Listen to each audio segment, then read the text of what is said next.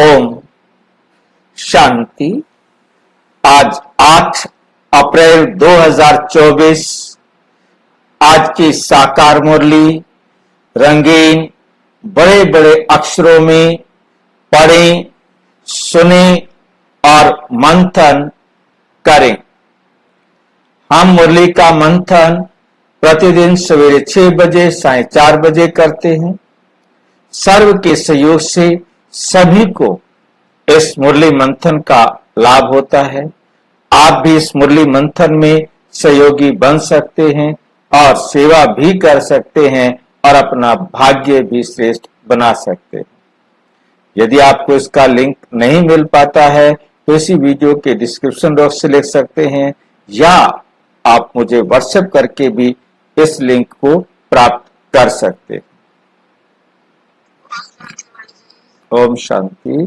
तो इसके बाद यदि आप बाद में मुरली देखते हैं तो भी आप अपना सुझाव या अपना प्रश्न या कोई भी आपके मन में ऐसी बात है जो अभी स्पष्ट नहीं हो रही है तो भी आप व्हाट्सएप पर लिखकर भेज सकते हैं। ओम शांति। आज की मुरली का सार। मीठा मीठा बाबा कहते, मीठे बच्चे इन आंखों से जो कुछ देखते हो ये सब खत्म हो जाना है। इन आंखों से जो कुछ भी तुम देखते हो ये सब खत्म हो जाना है। बाबा सच बोलता है या झूठ बोलता है? ये सारा कुछ खत्म हो जाएगा? सच बोल रहे हैं। तो सब कुछ खत्म हो जाएगा। फिर हमें क्यों बताया जा रहा है कि ये सब कुछ खत्म हो जाएगा? हम क्या पुरुषार्थ करें? ठीक है, खत्म हो जाएगा तो हो जाएगा। हम क्या करेंगे उस टाइम? कुछ बचा सकते हैं इसको हम? तो फिर क्या, क्यों हमें बताया जा रहा है कि ये सब कुछ खत्म हो जाएगा? हमें सतयुग में जाने के लिए पुरुषार्थ करना है, दैवी गुण धारण करना है, जब बता दें नष्ट मोह होने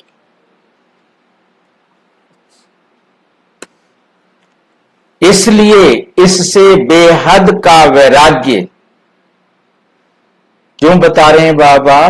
ताकि हमें इससे बेहद का वैराग्य, मतलब कोई भी चीज जो कुछ भी इस दुनिया में है उनसे हमको वैराग्य आ जाए।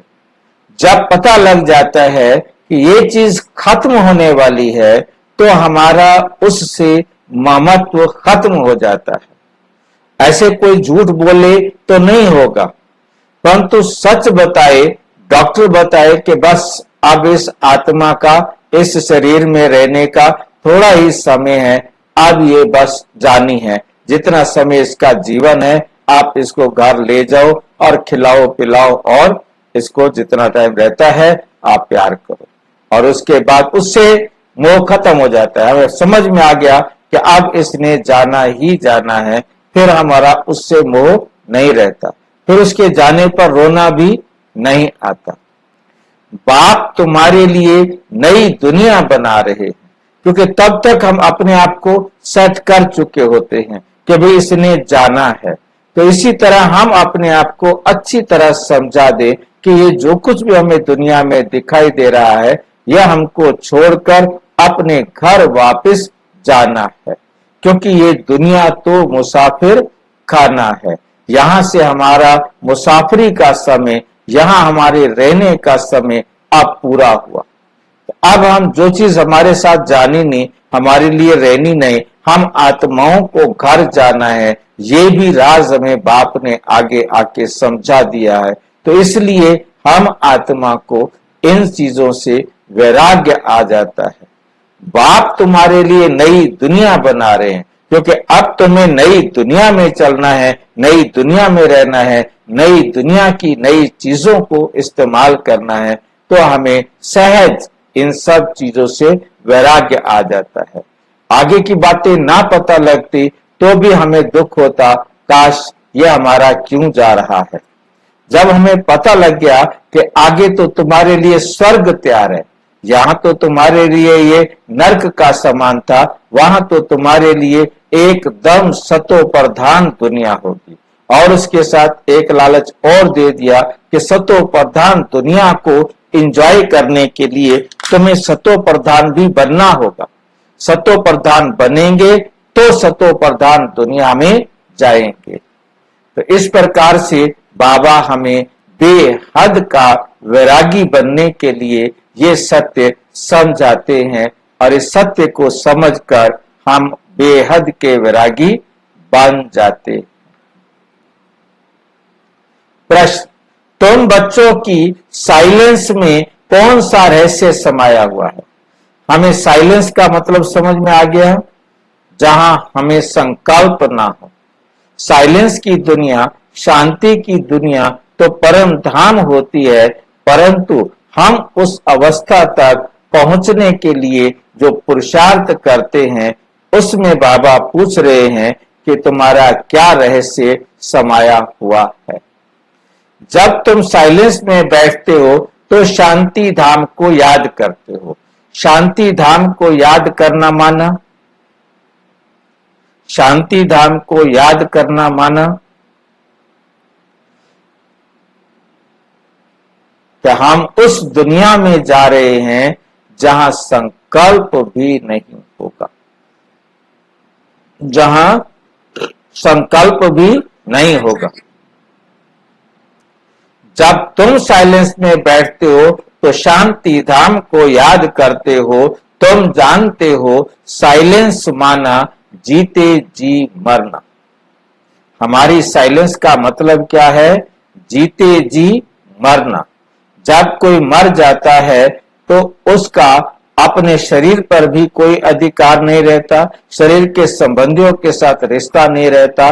उससे लाखों करोड़ों अरबों रुपए की कितनी बड़ी प्रॉपर्टी हो, उस पर भी उसका अधिकार खत्म हो जाता है और उसका एकदम सबसे रिश्ता खत्म।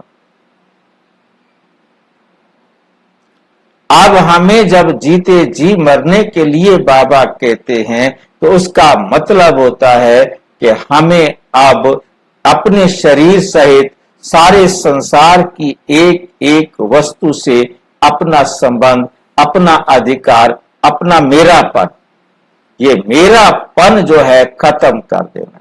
यदि हम मेरापन खत्म नहीं कर पाए हैं तो ना तो हम साइलेंस में हैं और ना ही हम जीते जी मरे। जीते जी मरने का मतलब ही है कि हमारा संसार की एक एक वस्तु के साथ रिश्ता खत्म। यहां बाप तुम्हें सतगुरु के रूप में साइलेंस में रहना सिखलाते हैं। तुम साइलेंस में रहे अपने विकर्मों को दग्ध करते हो। अब साइलेंस में रहकर हमारे विकर्म दग्ध कैसे होते हैं? किसको याद है? जाने के बाद हम अपनी कमजोरियों को देखते हैं कि नहीं, वे बाबा की श्रीमत पर उस पे मंथन कर उसको खत्म करते हैं। विकर्म दग्ध कैसे होंगे? अपने बाबा की श्रीमत पे होंगे। नहीं, बार उसको बाबा की श्रीमत पे कट करते हैं। उसके बाद फिर जब वही कर्म हम बार बार करते हैं, सही श्रीमत पर सही कर्म करते हैं, तो वो अपने आप खत्म हो जाते हैं। साइलेंस में जीते जी मरना माना मैं आत्मा हूं, मैं आत्मा हूं।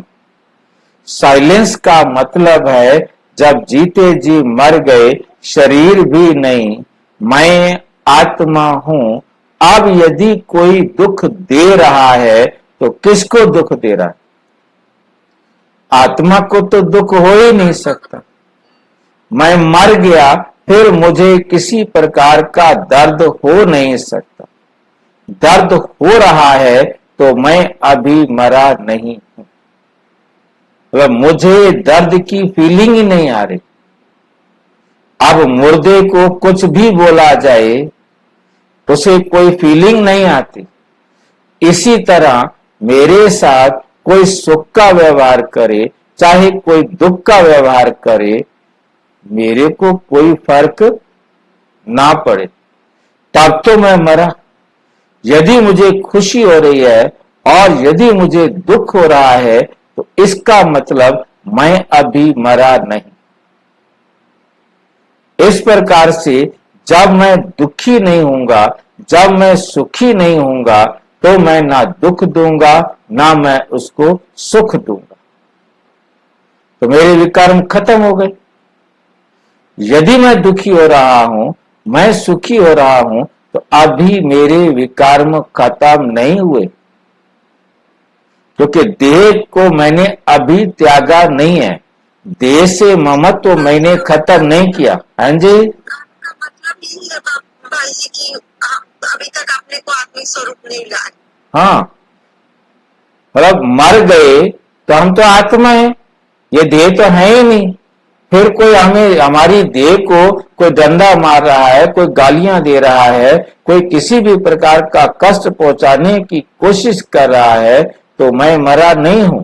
यदि मुझे उस कष्ट की फीलिंग आ रही है तो ये बात हमें बहुत बहुत अच्छी तरह से समझानी है। इसको हमने ज्ञान की रीति से समझा था, एक दिन हमने ज्ञान की रीति से समझा था, आज बाबा मरने की रीति से समझा रहे, दूसरा तरीका है। ज्ञान की रीति से हमने जब समझा था तब हमें यह समझ में आया था कि ये जो कुछ भी मुझे दे रहा है वो मेरा दिया हुआ दे रहा है। जब मेरा दिया हुआ दे रहा है तो हिसाब बराबर हुआ। वो मुझे चाहे दुख दे चाहे सुख दे, वो हिसाब बराबर हुआ। अब मुझे दुखी होने की जरूरत क्या है? अब मुझे वो देना है जो मुझे चाहिए। जो मुझे चाहिए वो मैं उसे दे दूं। मैं चाहता हूं कि वो मुझे सुख दे तो मैं उसे सुख दे दूं। मैं चाहता हूं कि वो मुझे दुख दे तो मैं उसे दुख दे दूं। जो मैं चाहता हूं वो मैं दे दूं। उसने तो वो दिया जो मैंने उसको दिया था। ये हमें ज्ञान की रीति से समझ में आया था कि चाहे वो सुख दे चाहे दुख दे, हमने ना खुश होना है ना दुखी होना है, बल्कि हमने उसे वो देना है जो हमें चाहिए। आज दूसरा तरीका बाबा ने हमारे सामने दिया कि तुम मर गए हो, ये शरीर भी तुम्हारा नहीं है, ये शरीर भी तुम नहीं हो। तो अब शरीर को यदि कोई कुछ कर रहा है, क्योंकि मुर्दे को कोई कुछ भी करे, मुझे दुखी होने की क्या जरूरत है? दूसरी विधि है, मुझे दुखी होने की जरूरत नहीं। हाँ, जब मर जाएंगे, जब हम आत्म स्मृति में आ जाएंगे, तो हम उसके प्रभाव से मुक्त होने की ये दूसरी विधि है कि भाई हमें ना दुखी होना है ना खुशी होनी है, क्योंकि हम तो मर गए। अब हमें क्या व्यवहार करना है वो हमने सोचना है। विकर्म विनाश तभी होते हैं जब हम दुख और सुख से परे हो जाए। तुम्हें ज्ञान है कि अब घर जाना है, अब हमें घर जाना है। दूसरे सत्संगों में शांति में बैठते हैं, लेकिन उन्हें शांति धाम का ज्ञान नहीं। वो शांति में बैठेंगे, चुपचाप बैठेंगे, मन का मौन रहेगा, परंतु मुख का मौन रहेगा, परंतु मन का मौन नहीं होगा। मन में तो अनेक प्रकार की बातें चलती रहेंगी, वो मुख का तो मौन करते हैं, परंतु मन का मौन उन्हें नहीं मालूम। उन्हें शांति धाम का ज्ञान नहीं है, जहां मन एकदम शांत हो जाए। ओम शांति। मीठे मीठे सिक्की लदे रूहानी बच्चों प्रति शिव बाबा बोल रहे हैं। गीता में श्री कृष्ण बोल रहे हैं। गीता में क्या लिखते हैं? श्री कृष्ण बोले लेकिन है शिव बाबा बोले। गीता में उन्होंने लिख दिया, श्री कृष्ण बोले, वास्तव में बाबा कहते शिव बाबा बोले। श्री कृष्ण को बाबा नहीं कह सकते। श्री कृष्ण तो बच्चा है, ज्यादा से ज्यादा युवा है, परंतु वे कोई ज्ञान नहीं सुनाता। वे तो ज्ञान लेने के लिए संदीपनी गुरु के पास जाता है। भारतवासियों को मालूम है कि पिता दो होते हैं, एक लौकिक और दूसरा पारलौकिक। पारलौकिक को परम पिता कहा जाता है, लौकिक को परम पिता कह नहीं सकते। तुमको कोई लौकिक पिता नहीं समझाते हैं, पारलौकिक बाप पारलौकिक बच्चों को समझाते हैं। पहले पहले तुम जाते हो शांति धाम, पहले पहले तुम जाते हो शांति धाम, जिसको तुम मुक्ति धाम, निर्वाण धाम व वान प्रस्थ भी कहते हो।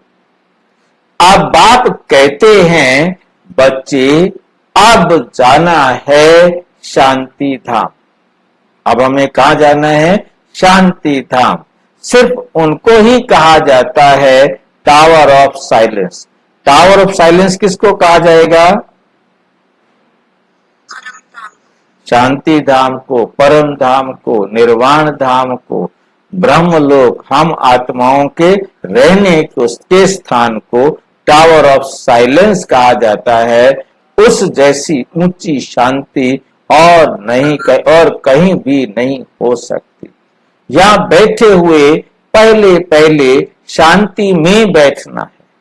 कोई भी सत्संग में पहले पहले शांति में बैठते हैं, परंतु उन्हों को शांति धाम का ज्ञान ही नहीं है। शांति धाम का ज्ञान ही नहीं है। वो अपने को शरीर समझते हैं, शरीर का शांत, मुख का शांत कर लेते हैं। वो अपने को आत्मा समझते नहीं, आत्मा में मन की जो शांति है वो उसको सोच भी नहीं सकते कि मन को शांत करना है। वो तो आत्मा को शांत, फिर शरीर को शांत कर देते, परंतु उन्हों को शांति धाम का ज्ञान नहीं। बच्चे जानते हैं हम आत्माओं को इस पुराने शरीर को छोड़ घर जाना है। अब हम जानते हैं कि हम आत्माओं को इस पुराने शरीर को छोड़ घर जाना है। कोई भी समय ये शरीर छूट जाए, इसलिए अब बाप जो पढ़ाते हैं वे अच्छी रीति पढ़ना है। वे सुप्रीम टीचर भी है, सदगति दाता गुरु भी है। वो हमारा बाप भी है, सुप्रीम टीचर भी है, सदगति देने वाला गुरु भी है। उनसे योग लगाना है। अब योग लगाने का मतलब क्या है? उनसे योग लगाना है का मतलब क्या है? हाँ, उनकी श्रीमत पर जब योग शब्द आ जाता है तो उसका मतलब हो जाता है साइलेंस में बैठकर, आत्मा समझकर, परमात्मा की डायरेक्शन पर अपने आप को चेक करना और चेंज करना। ये एक ही तीनों सर्विस करते, एक ही। ये एक कौन है जो तीनों सर्विस करता है? शिव बाबा।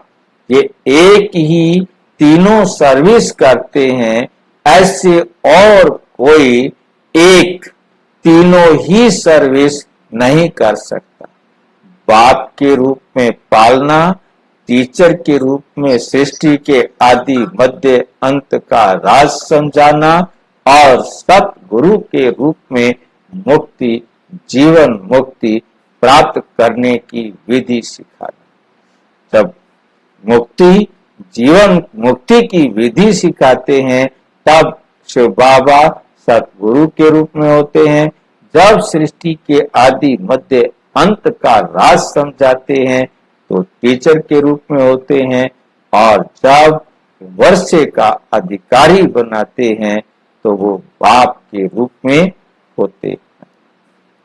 ये एक बाप साइलेंस भी सिखलाते हैं। जीते जी मरने को साइलेंस कहा जाता है। जीते जी मरने को साइलेंस कहा जाता है कि हम कोई प्रतिक्रिया नहीं कर सकते, हम मर गए। वो हमें सुख दे, नो प्रतिक्रिया, वो हमें दुख दे, नो प्रतिक्रिया, हमारे पास कोई रिएक्शन नहीं हो सकता। ये वंडरफुल बात है, हम कोई रिएक्ट नहीं कर सकते। वो सुख दे रहा है तो भी थैंक यू, दुख दे रहा है तो भी थैंक यू, हमारा कोई रिएक्शन नहीं। तब समझो मुर्दा मर गए एकदम। यदि हम कोई भी रिएक्शन दे रहे हैं तो अभी हम मरे नहीं हैं। ना हमें कोई खुशी हो सकती है, ना हमें कोई दुख हो सकता है। ऐसा हमको जीते जी मरना है। जीते जी मरने को साइलेंस कहा जाता है। तुम जानते हो हमको अब शांति धाम घर में जाना है। जब तक पवित्र आत्माएं नहीं बनी है तब तक वापस घर कोई जा ना सके। तब तक कोई भी आत्मा वापस अपने घर नहीं जा सकती। ओम शांति। मरने के बाद अपने नेचुरल संस्कार तो इमर्ज होंगे ना भाई, प्रेम के, आनंद के, गुरु के। वो तभी होंगे जब आप मर जाएंगे। यदि आप नहीं मरे होंगे आपको दुख की फीलिंग। हाँ जी, मरने के बाद में समझो वो संस्कार तो दिखाई देना चाहिए, दुख की फीलिंग नहीं आना चाहिए, पर आनंद और खुशी की तो फीलिंग आनी चाहिए ना सामने वाले को। बात यह है कि कहना तो आसान है ना, जीते जी मरेंगे तब तो हम उनको अनुभव करेंगे ना। जब तक हम मरे नहीं तब तक हम कैसे अनुभव करेंगे। जब तक बाबा कहते मरने की निशानी तो अपने अंदर आ जाए ना, हमें कोई दुख की फीलिंग ना आए, कोई सुख की फीलिंग ना आए। हम मर गए हैं भाई।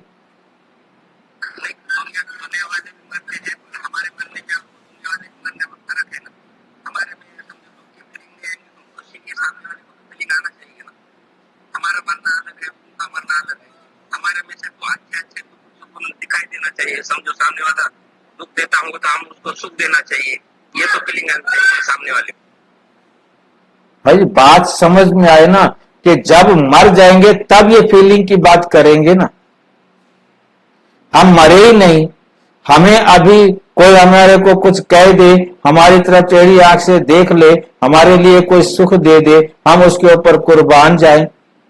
कोई दुख दे दे, हम उससे गुस्सा करें, तो हम मरे कहां।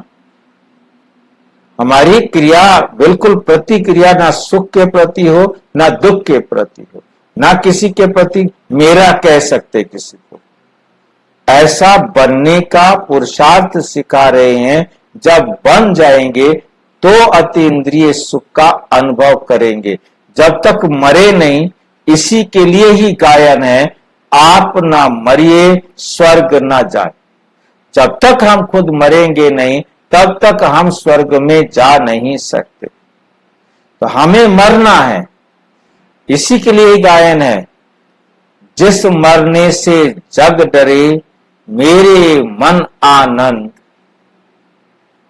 मतलब जिस मरने से दुनिया डरती है और हमें उस मरने में क्या आ रहा है, आनंद। हाँ, तो ये आनंद जब लेंगे तो या तो मरेंगे आनंद लेंगे, और नहीं तो मरे नहीं है तो हम सुख दुख की फीलिंग में रहेंगे। ठीक है कि नहीं। पाप कर्मों के पिछाड़ी में सजाएं मिलती है, सबको है, इसलिए पाप कर्मों के पिछाड़ी में सजाएं मिलती हैं। जो भी हमने पाप कर्म किए हुए हैं, जिन जिन आत्माओं को हमने दुख दिया हुआ है, वो आत्माएं क्या होता है, सजाएं खाती हैं। फिर पद भी भ्रष्ट हो जाता है, मानी और मोचड़ा भी खाना पड़ता है। मानी और मोचड़ा, मानी क्या होता है, जेल में मिलने वाली मोटी मोटी रोटियां, बड़ी बड़ी रोटियां, उसको मानी कहा जाता है। और मोचड़ा एक क्या बोलते हैं, आजकल तो मैंने देखा है जेल में जो चक्की का बेल्ट होता है ना, आटे वाली चक्की होती है, उसका जो बेल्ट होता है, उस बेल्ट का बनाते हैं लकड़ी के, उस पर उसको नट बोल्ट से कस करके, बहुत अच्छा हैंडल बना होता है, और उससे मारते हैं अच्छी तरह से। मतलब जिससे जो है ना एकदम बॉडी सुन्न हो जाती है। मैंने देखा, इतना मारा इतना मारा। अब उसको मारते थे, वह थोड़ा सा हिलता था, अब ना माँ करता ना बाप करता, ना हाय करता ना वो करता, कुछ नहीं। पहले पहले तो हाय हाय किया, कुछ देर बाद इतना मारा कि अब उसे कोई दर्द नहीं हो रहा।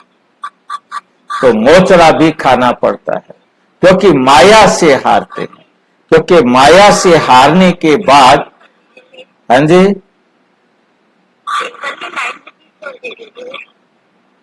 मैं समझा नहीं, मैं क्या कह रहे हो? ये लाइन वाली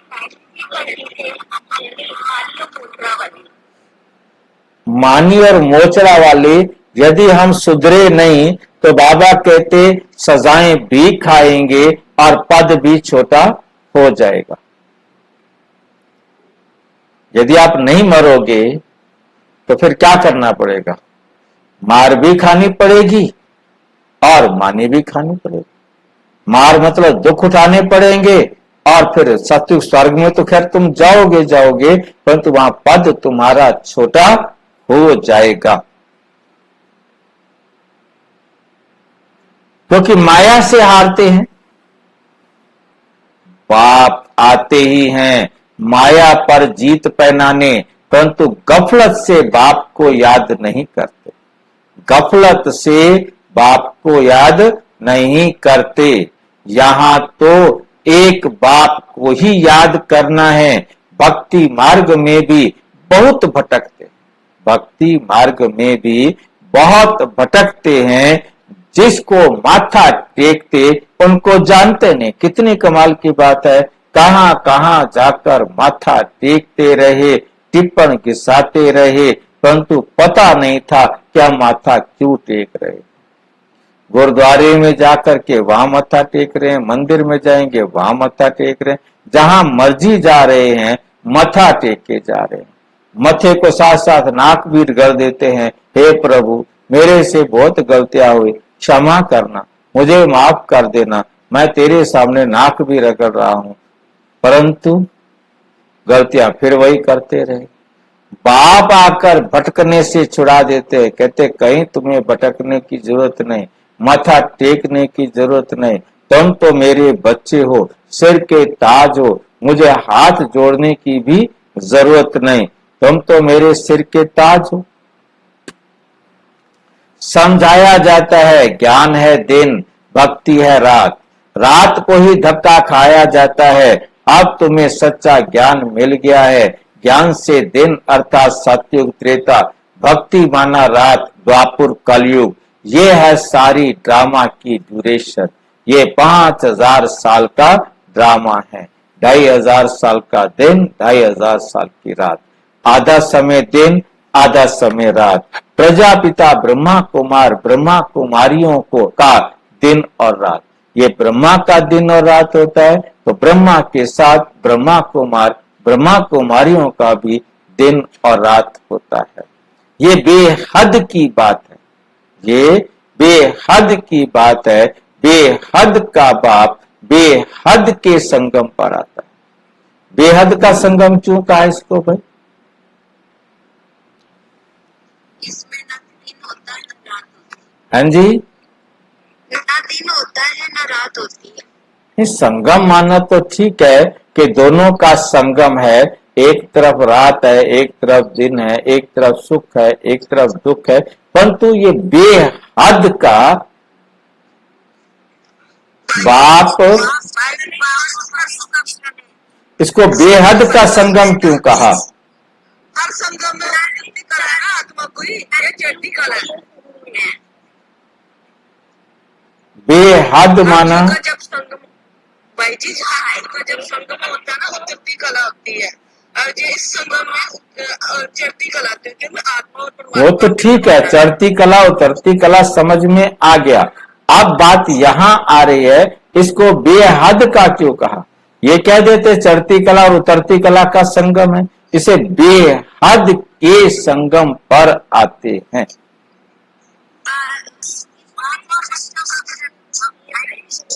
नहीं उतरती सारी आत्माएं। बेहद का मतलब बताओ तो मतलब बनेगा इसका। बेहद का अर्थ क्या होता है?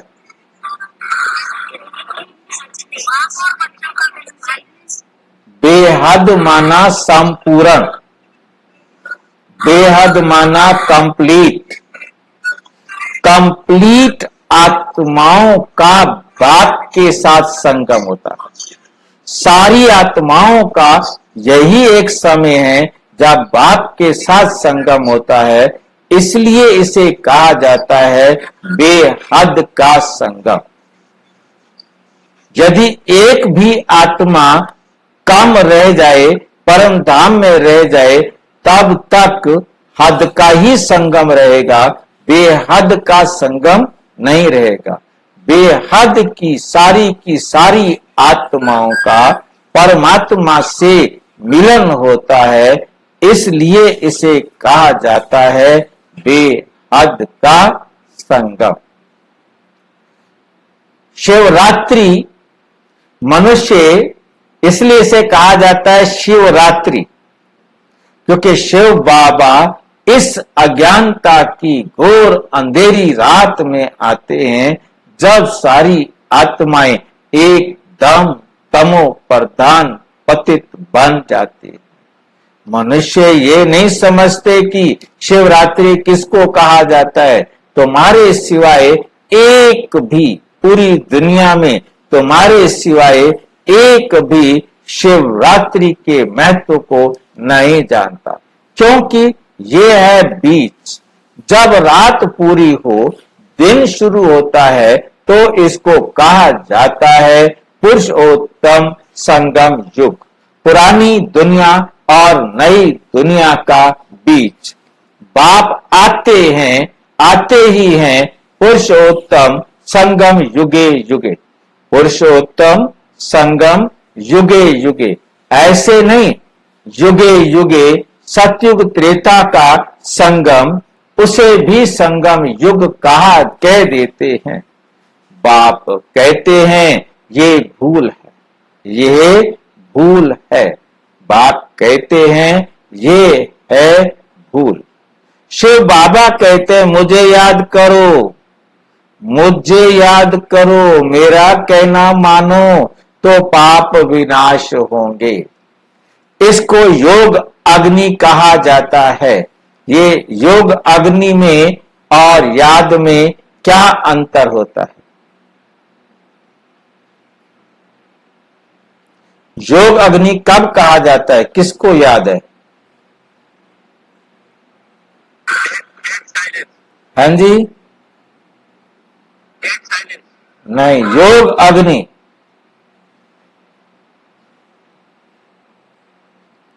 प्यार की लगन, प्यार की ऐसी लगन, जैसे किसी को किसी से प्यार हो जाता है तो उसे कहा जाता है इसको तो उसकी आग लगी हुई है।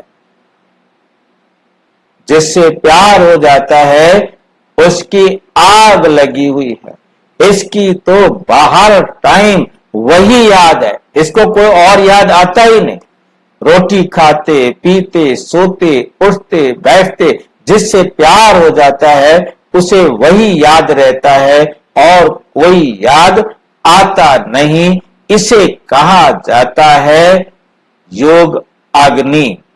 हम बाप से प्यार कर बैठे हैं, परंतु हमें कोई दूसरा याद आ रहा है, इसका मतलब हमें अभी बाबा से पूरा प्यार नहीं हुआ, हमें प्यार की आग नहीं लगी।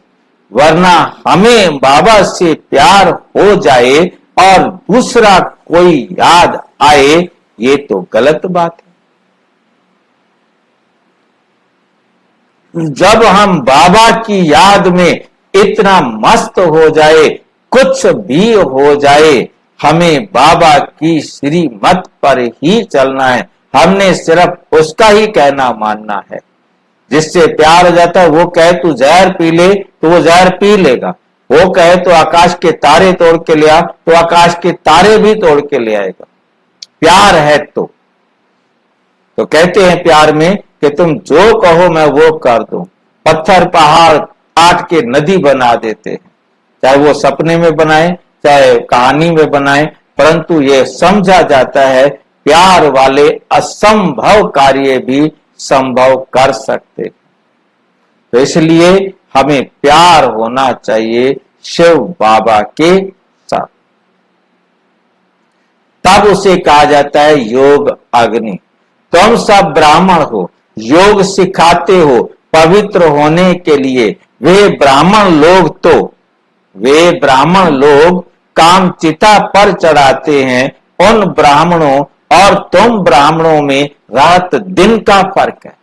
उन ब्राह्मणों में और तुम ब्राह्मणों में रात दिन का फर्क है। उन ब्राह्मणों को विचारों को कुछ भी पता नहीं, हमें भी कुछ भी पता नहीं था।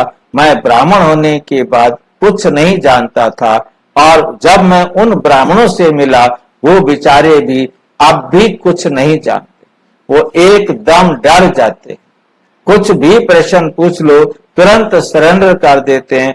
भाई जी हम पूजा करना चाहते हैं, हम इनको भगवान मानते हैं, हमने अपनी रोजी रोटी कमानी है, हमने अपना गुजारा करना है, बस हमें और कुछ नहीं पता ये भगवान है नहीं है, क्या है क्या नहीं है, हम तो इनको भगवान ही समझते हैं बस,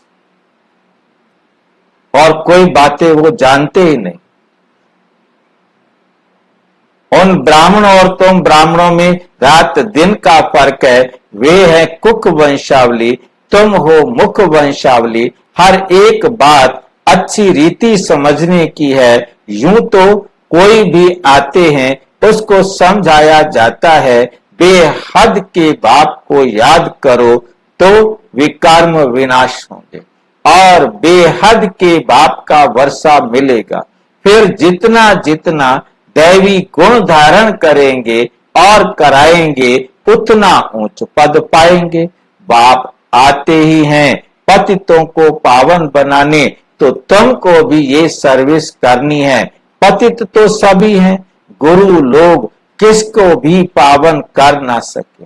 पतित पावन नाम शिव बाबा का है, वे आते भी यहाँ हैं। जब सभी पूरे पतित बन जाते हैं ड्रामा के प्लान अनुसार, तब बाप आते हैं। पहले पहले तो बच्चों को अलफ समझाते हैं, मुझे याद करो। अलफ समझाना मतलब अल्लाह का परिचय देना, परमात्मा का परिचय देते हैं और फिर कहते हैं मुझे याद करो।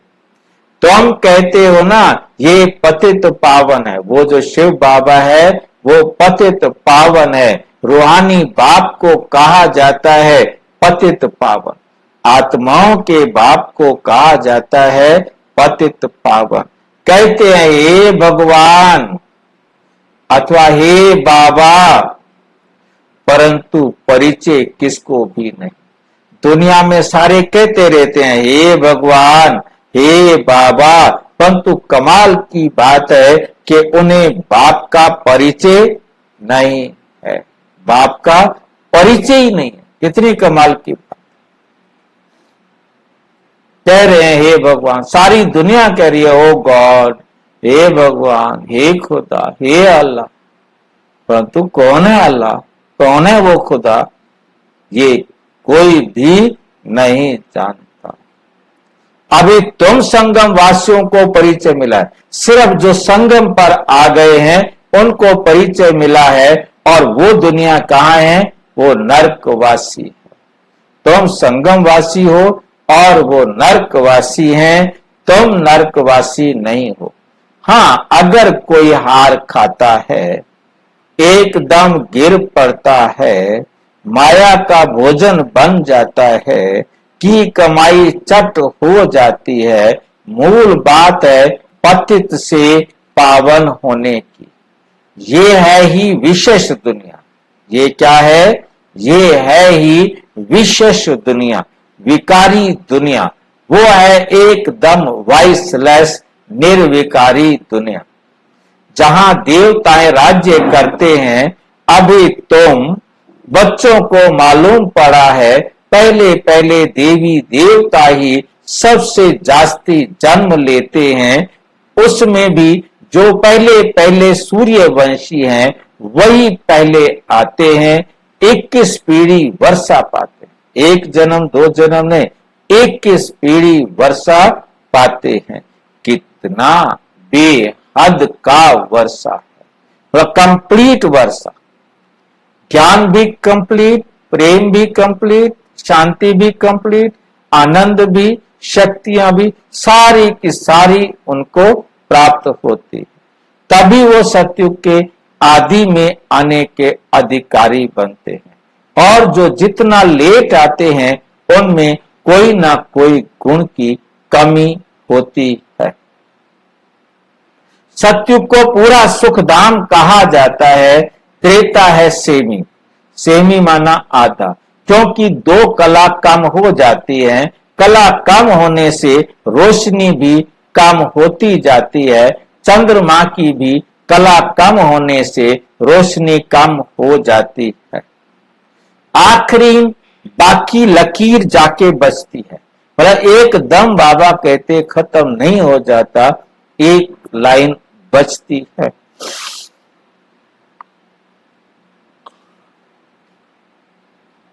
नील नहीं होता, तुम्हारा भी ऐसे है, नील नहीं होता। काला हो जाता ना, पूरा दिखाई थोड़ी ना देता। हाँ जी, वो अमावस होता है उसमें तो मून बिल्कुल ही दिखाई नहीं देता। बाकी ये हम कहने को हम देख नहीं पाते, वो एक अलग बात है, परंतु वो लाइन बचती है, क्योंकि हम देख नहीं पाते, क्योंकि वो थोड़ी देर के लिए अवस्था बनती है कि एक लाइन दिखाई दे और उसके बाद वो ना दिखाई दे, क्योंकि चेंज होने का टाइम है।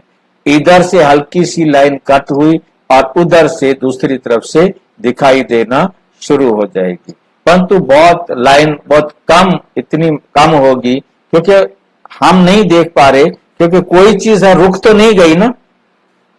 इस लाइन को समझे कि जैसे मतलब क्या लूं मैं, दो सिक्के ले लो आप, क्योंकि छाया क्या है उसकी कि एक सिक्के ने दूसरे सिक्के को ढक लिया, और जैसे ही हमने इधर से हम एक सिक्के को दूसरे सिक्के से ढक रहे हैं, ढकते जा रहे हैं, ढकते जा रहे हैं, अब ढक करके खड़े थोड़ा रहेंगे 12 घंटे तक। 12 घंटे तक भी तो सिक्का थोड़ा सा आगे हिलेगा ना, इधर थोड़ा दिखाई दे रहा होगा, और उसके बाद जब जैसे क्रॉस करेगा थोड़ा सा इसको उधर जाएगा तो बाहर चला जाएगा ना। अंतर समझ रहे हैं? आप दो सिक्के लें बराबर के, आप इधर से उसको धीरे धीरे के किनारे को एक हल्की स्पीड से घटाते जाएं, घटाते जाएं, घटाते जाएं, दूसरा सिक्का उसके ऊपर चढ़ता जा रहा है और वो उतना छुपता जा रहा है, छुपता जा रहा है, छुपता जा रहा है, और लास्ट में जाकर के आप देखेंगे कि एक सेकंड आएगा जहां वो बिल्कुल बराबर बराबर ढक देगा, परंतु अगले सेकंड वो थोड़ा सा आगे चला जाएगा ना। बल हम इतनी दूर से उस रेखा को नहीं देख सकते, तो धीरे रुकेगा थोड़ा वो। लाइन समझ में आई है? इधर से लाइन छुपेगी और उधर से निकल आएगी, तो ये हम देख नहीं सकते, वो एक अलग बात है। बड़ी गुह्य पढ़ाई बाबा पढ़ाते हैं, बहुत ध्यान से एक एक बात को समझाते हैं, है ना। इसको कहा जाता है आटे में नमक, नील नहीं हो जाता। हाँ जी, कुछ बोल। हाँ, क्या बोल रहे हैं आप? बोलो, मेरे को सुनाई, आवाज कम आ रही है आपकी, पता नहीं क्यों।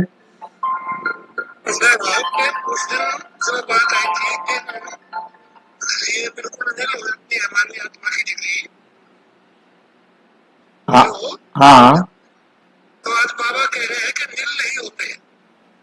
नील किसके लिए? आत्मा बिल्कुल नील नहीं हो जाती, मतलब कहने का है कि दिया एकदम से पूछता नहीं, वो तेल खत्म होने वाला होता है।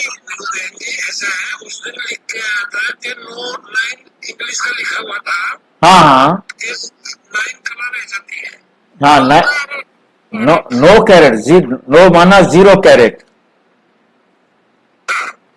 तो मतलब मेरा कहने का ये है क्लियर करने का कि हमारी आत्मा जो है बिल्कुल हाँ, पे नहीं जाती, नील नहीं, बिल्कुल नील एकदम नील नहीं हो सकती, बिल्कुल ठीक बात, नील नहीं होगी। मतलब ये अभी हम जितना, क्योंकि आपस में जब हम चर्चा करते हैं तो हमें समझ में आता है ना कि एकदम जैसे बाबा कहते हैं एक लाइन बच जाती है, तो लाइन बचने का मतलब पहले इधर से थोड़ी सी लाइन थी, जैसे ही उसके सिक्के के ऊपर बराबर हुई और उसके बाद अगले सेकंड अगली तरफ क्रॉस कर गई, तो अगली तरफ से चढ़ने वाली कला आ गई ना, इधर से गिरने वाली कला थी, उधर से चढ़ने वाली, मतलब 1 सेकंड के लिए नील हुए, उसके बाद आगे चले गए। इसी प्रकार से लक्ष्मी नारायण के लिए कहा कि वो एकदम 100% पर पहुंचे और उसके बाद काम होना शुरू हो गए। तो दोनों बातों को हमें समझना है, क्योंकि समय कंटिन्यू चल रहा है, समय रुकता नहीं। 1 सेकंड के लिए हम लक्ष्मी नारायण को भगवान कहेंगे, परंतु अगले सेकंड उसमें भी गिरावट आना शुरू हो गई, और इसलिए उनको भगवान भगवती नहीं कह सकते। तो ऐसे ही हम कभी मतलब एक रुक तो सकते नहीं ना, हम चलते रहेंगे, नील होंगे, परंतु नील होते ही हमारे अंदर आगे वाला समय चालू हो जाएगा, पीछे वाला खत्म होगा तो आगे की तरफ हम बढ़ जाएंगे, चाहे हम सुधरने की तरफ हो तो चाहे हम गिरने की तरफ हो, दोनों तरफ चलते ही रहना है। समय ने रुकना नहीं, हमने रुकना नहीं, हमारा पाठ चलता ही रहेगा। इस बात को हम बहुत अच्छी तरह बुद्धि में समझे, ठीक है। तुम्हारा भी ऐसे है, नील नहीं होते, इसको कहा जाता है आटे में नमक। आटे में नमक जितना सच। बाप आत्माओं को बैठ समझाते हैं, ये है आत्माओं और परमात्मा का मेला, ये बेहद की आत्माओं और बेहद के पिता परमात्मा का मेला है। ये बुद्धि से काम लिया जाता है। परमात्मा कब आते हैं? जब बहुत आत्माएं अथवा बहुत मनुष्य हो जाते हैं, तब परमात्मा मेले में आते हैं। आत्माओं और परमात्मा का मेला किस लिए लगता है? वो मेले तो मैले होने के लिए हैं, और इस समय तुम भगवान द्वारा कांटे से फूल बन रहे हो, कांटे से फूल बन रहे हो। कैसे बनते हो? याद के बल से। बाप को कहा जाता है सर्वशक्तिमान। जैसे बाप सर्वशक्तिमान है, वैसे रावण भी कम शक्तिमान नहीं है। रावण भी कम शक्तिमान नहीं है। बाप खुद ही कहते हैं माया बड़ी बलवान है, दुस्तर है। कहते हैं बाबा हम आपको याद करते हैं, माया हमारी याद को भुला देती है। माया हमारी याद को भुला देती है। एक दो के दुश्मन हुए ना, बाप आकर माया पर जीत पहनाते हैं, माया फिर हरा देती है। देवताओं और असुरों की युद्ध दिखाई है, परंतु ऐसे कोई है नहीं। युद्ध तो ये है, तुम बाप को याद करने से देवता बनते हो। माया याद में विघ्न डालती है, पढ़ाई में विघ्न नहीं डालती, याद में ही विघ्न पड़ते हैं। घड़ी घड़ी माया भुला देती है, घड़ी घड़ी माया भुला देती है। देवता फिर देह अभिमानी बनने से माया का थप्पड़ लग जाता है। देह अभिमानी बनने से माया का थप्पड़ लग जाता है। कामी जो होते हैं विकारी, उनके लिए बहुत कड़े अक्षर कहे जाते। ये है ही रावण राज्य। यहां भी समझाया जाता है पावन बनो, फिर भी बनते नहीं। बाप कहते हैं बच्चे विकार में मत जाओ, विकार में मत जाओ, काला मुंह मत करो। फिर भी लिखते हैं बाबा माया ने हार खिला दी, माया ने हार खिला दी, अर्थात काला मुंह कर बैठे। गोरा और सांवरा है ना, गोरा और सांवरा है ना।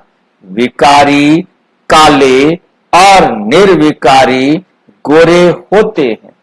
श्याम सुंदर का भी अर्थ सिवाय तुम्हारे दुनिया में कोई नहीं जानते। श्याम सुंदर का अर्थ सिवाय हम बच्चों के दुनिया में कोई नहीं जानते। हम क्या जानते हैं कि शिव बाबा आकर हमें सुंदर बनाते, फिर हम काले पतित बन जाते हैं। श्याम सुंदर का अर्थ सिवाय तुम्हारे दुनिया में कोई नहीं जानते। श्री कृष्ण को भी श्याम सुंदर कहते हैं। बाप उनके अर्थ को, उनके ही नाम का अर्थ समझाते हैं। स्वर्ग का फर्स्ट नंबर प्रिंस था, स्वर्ग का फर्स्ट नंबर प्रिंस था, सुंदरता में नंबर 1। वे पास होता है, फिर पुनर्जन्म लेते लेते नीचे उतरते उतरते काले बन जाते हैं। तो नाम रखा है श्याम सुंदर। ये अर्थ भी बाप समझाते हैं। शिव बाबा तो है ही एवर सुंदर, हमेशा के लिए सुंदर है। वे आकर तुम बच्चों को सुंदर बनाते हैं। पतित काले पावन सुंदर होते हैं। नेचुरल ब्यूटी रहती है। तुम बच्चे आए ही हो हमें स्वर्ग का मालिक बने। क्यों आए हैं हम? कि हम जाकर बाप से स्वर्ग के मालिक बने। गायन भी है, शिव भगवानोवाच, माताएं स्वर्ग का द्वार खोलती हैं, इसलिए वंदे मातरम गाया जाता है। वंदे मातरम तो अंडरस्टूड पिता भी है। बाप माताओं की महिमा को बढ़ाते हैं। पहले लक्ष्मी और फिर पीछे नारायण। यहां फिर पहले मिस्टर और पीछे मिसेस। ड्रामा का राज ऐसा बना हुआ है, बाप रचयिता पहले अपना परिचय देते हैं। एक है हद का लौकिक बाप और दूसरा है बेहद का पारलौकिक बाप। बेहद के बाप को याद करते हैं क्योंकि उनसे बेहद का वर्षा मिलता है, उनसे बेहद का वर्षा मिलता है। हद का वर्षा मिलते हुए भी बेहद के बाप को याद करते हैं। हद के बाप से हद का वर्षा मिल रहा है, उसके बावजूद बेहद के बाप से हम बेहद का वर्षा पाने के लिए बाप को, बेहद के बाप को याद करते हैं, उनकी श्रीमत पर चलते हैं। बाबा आप आएंगे तो हम और संग तोड़ एक आप से ही जोड़ेंगे। ये किसने कहा? आत्मा ने कहा। आत्मा ही इन ऑर्गन्स इस शरीर के द्वारा पार्ट बजाती है। हर एक आत्मा जैसे जैसे कर्म करती है ऐसे ऐसे जन्म लेती है। साहूकार गरीब बनते हैं, कर्म है ना।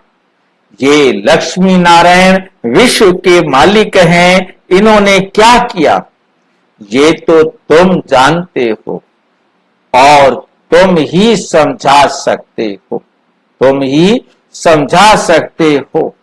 बाप कहते हैं इन आंखों से तुम जो कुछ भी देखते हो उससे वैराग्य, ये तो सब खत्म हो जाना है। नया मकान बनाते हैं तो फिर पुराने से वैराग्य हो जाता है। बच्चे कहेंगे बाबा ने नया मकान बनाया है, हम उसमें जाएंगे, ये पुराना मकान तो टूट फूट जाएगा। ये है बेहद की बात। बच्चे जानते हैं बाप आया हुआ है स्वर्ग की स्थापना करने, ये पुरानी छी छी दुनिया है, ये पुरानी छी छी दुनिया है। तुम बच्चे अभी त्रिमूर्ति शिव के आगे बैठे हो, तुम विजय पहनते हो, वास्तव में तुम्हारा ये त्रिमूर्ति कोट ऑफ आर्म्स है। कोट ऑफ आर्म्स जानते हैं, जैसे सेना का अलग अलग एक पहचान चिन्ह होता है कि ये कौन सी सेना है, ऐसे ही ये हमारा इस रूहानी सेना का कोट ऑफ आर्म्स है, त्रिमूर्ति का चित्र।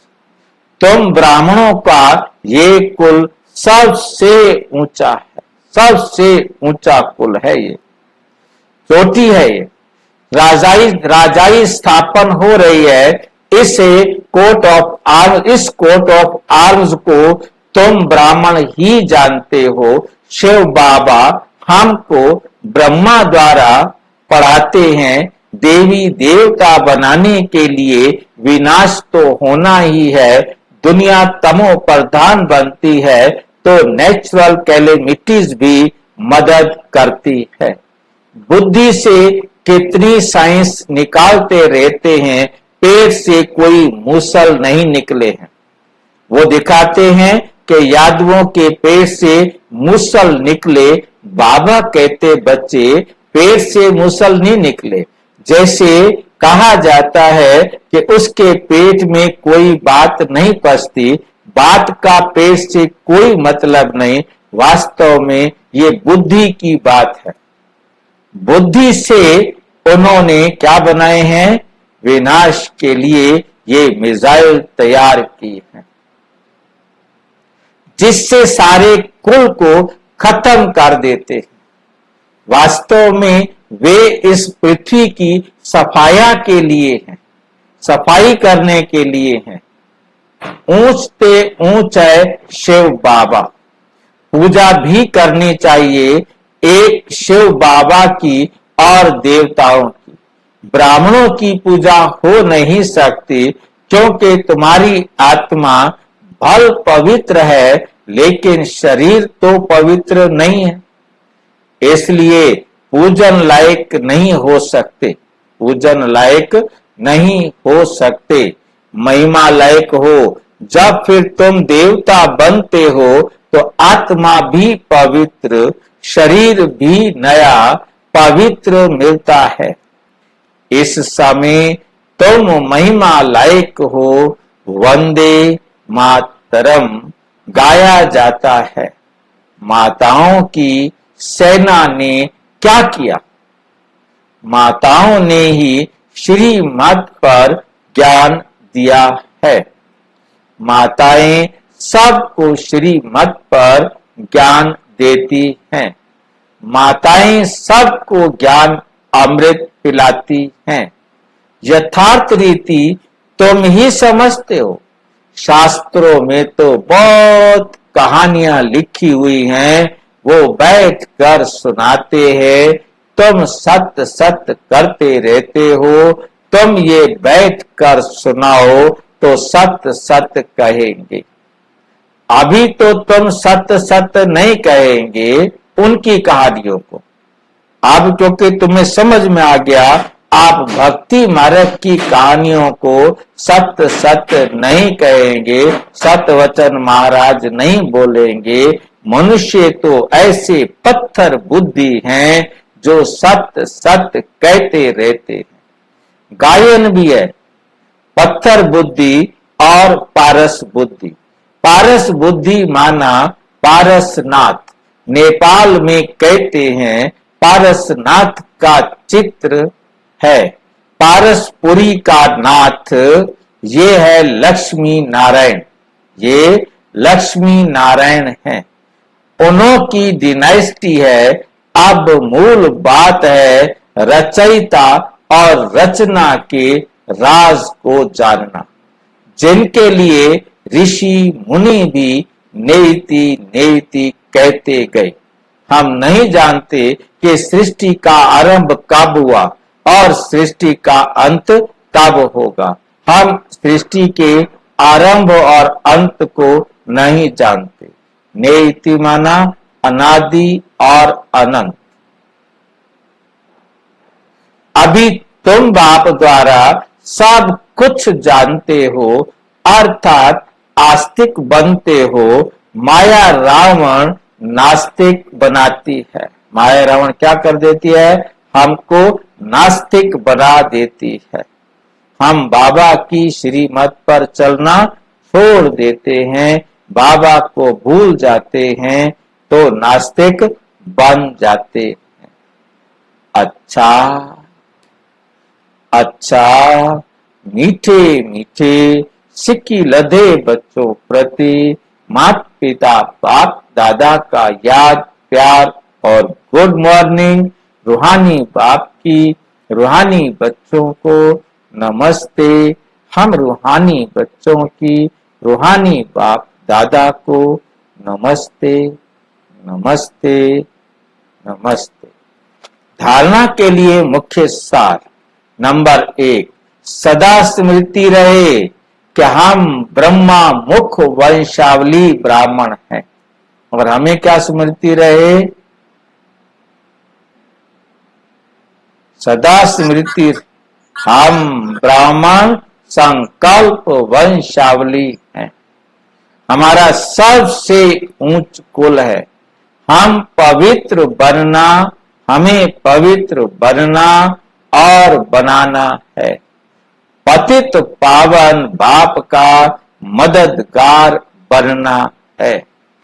याद में कभी गफलत नहीं करना है।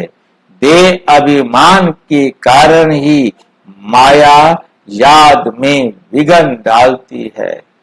इसलिए पहले देह अभिमान को छोड़ना है। योग अग्नि द्वारा पाप नाश करने हैं। वरदान, साधनों की प्रवृत्ति में रहते कमल फूल समान न्यारे और प्यारे रहने वाले बेहद के वैरागी भव। बेहद के वैरागी बनो। साधन मिले हैं तो उन्हें बड़े दिल से यूज करो। ये साधन है ही आपके लिए, लेकिन साधना को मर्ज नहीं करो। साधनों को यूज करने के चक्कर में आपकी साधना दब नहीं जाए, पूरा बैलेंस हो। साधन बुरे नहीं है।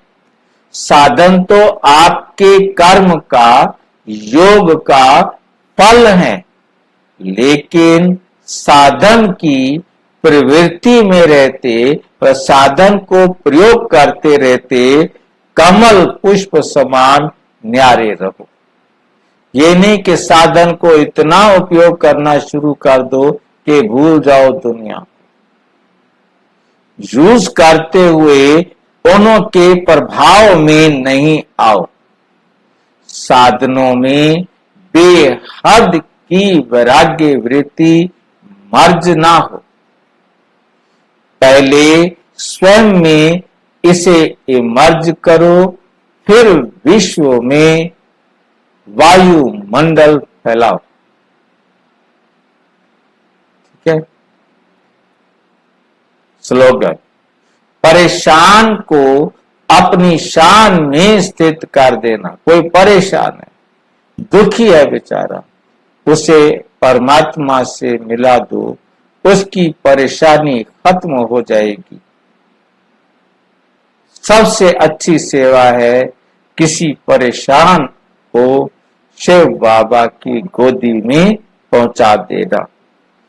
अच्छा, ओम शांति। और विस्तार से जानने के लिए प्रजापिता ब्रह्मा कुमारी ईश्वरीय विश्वविद्यालय के किसी भी सेवा केंद्र पर संपर्क करें। और यदि कोई प्रश्न है तो 9213106986 पर केवल टेलीग्राम करें। 9650692270 पर केवल व्हाट्सएप करें, फोन नहीं। ओम शांति।